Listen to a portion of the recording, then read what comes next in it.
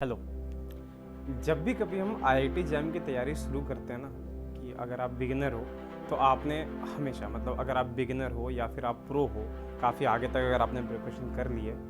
फिर भी यार देखो, जब कभी भी हम प्रिपरेशन स्टार्ट करते हैं हमारे दिमाग में एक ही चीज़ आती है कि यार कहाँ से स्टार्ट करें इसको, कहाँ से इस प्रिपरेशन को स्टार्ट करें। क्योंकि देखो, आप जब भी आईआईटी, चूँकि आप बीएससी के फर्स्ट ईयर सेकेंड ईयर से जनरली बच्चे स्टार्ट करते हैं, सेकेंड ईयर या थर्ड ईयर में होते हो या किसी ने ड्रॉप लिया होता है, ठीक है। तो जब आप स्टार्ट करते हो तो फिर आपको लगता है यार ये टॉपिक, ये तो मैंने देख रखा है, ये तो मैंने कर लिया, ये मेरा हो गया, थर्मोडायनेमिक्स हो गया, वेव्स एंड ऑसिलेशन हो गया, ठीक है। ऐसा हमेशा सारे टॉपिक्स देखने के बाद ऐसा लगेगा यार ये तो मैंने करा हुआ पूरा।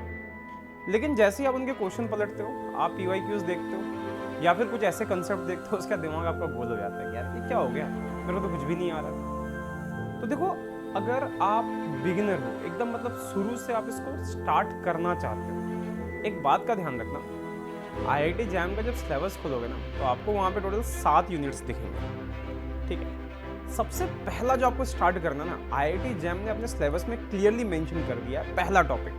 दैट इज मैथमेटिकल मेथड्स, ठीक है। आपको सीक्वेंस वाइज सारे टॉपिक्स कंप्लीट नहीं करने, बट अगर आपको शुरू करना है ना तो आप जाओ, सबसे पहले डुबकी लगाओ मैथमेटिकल मेथड को समझ लो, क्वेश्चन सॉल्व करो उसके, और क्वेश्चन कम सॉल्व करो, लेकिन जब आप शुरू करते हो तो उसके फिजिकल सिग्निफिकेंस को समझना स्टार्ट करो। चाहे आपने वेक्टर कैलकुलस किया, चाहे डिराक डेल्टा फंक्शन किया, चाहे आपने फूरियर सीरीज किया, चाहे आपने टेलर सीरीज किया, चाहे कॉम्प्लेक्स किया, कोई सा भी टॉपिक किया, उसका ना फिजिकल सिग्निफिकेंस कोर क्या है उसका, वो क्या समझाने की कोशिश कर रहा है, अगर आपने उस चीज को समझ लिया ना, बस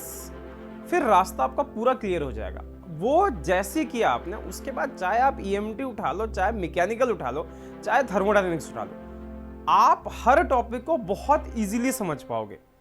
ठीक है। क्योंकि यार देखो, अगर आपको ये समझ आ गया कि एग्जैक्ट डिफरेंशियल का मतलब क्या होता है, तो फिर थर्मोडायनेमिक्स में ये समझने में ज्यादा दिक्कत नहीं आएगी, थर्मोडायनेमिक पोटेंशियल जो होता है, दे आर स्टेट फंक्शंस और व्हाटएवर जो भी है।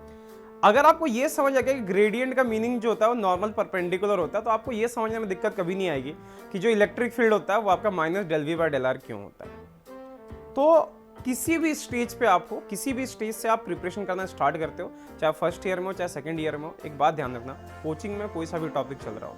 किसी भी कोचिंग में जहाँ से भी आप कर रहे हो, ऑनलाइन ऑफलाइन कहीं भी कर रहे हो, कोई सा भी टॉपिक चल रहा हो, उस टॉपिक को तो आप करो, लाइव तो करते रहो, लेकिन साथ में पैरेलली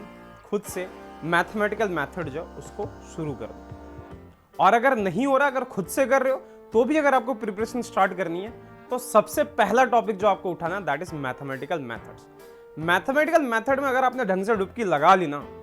तो भैया ऐसा है कि उसके बाद आप इंग्लिश चैनल और हिंद महासागर और प्रशांत महासागर, आप सारे सागर जो है बहुत आराम से पार कर जाओगे, फिर सारे टॉपिक्स आपको बहुत आसान लगेंगे। मेरा नाम है अमित रंजन, और ऐसे और इन्फॉर्मेशन के लिए प्लीज़ इस वीडियो को लाइक कर दें, शेयर कर दें और मेरे को फॉलो कर दें, ठीक है। Thank you so much.